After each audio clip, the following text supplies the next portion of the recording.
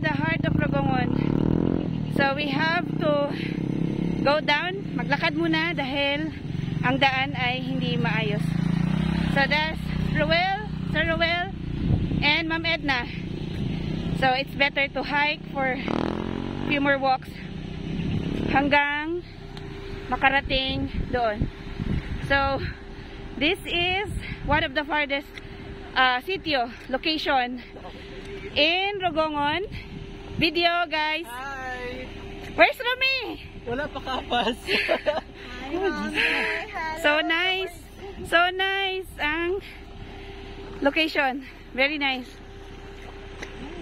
Ang daan ay hindi talaga maganda, no? So there's ongoing government project, no, to repair the road efforts, but because of heavy rains almost every day, ganito ang daanan. Klase ng daanan. It's going up. Okay.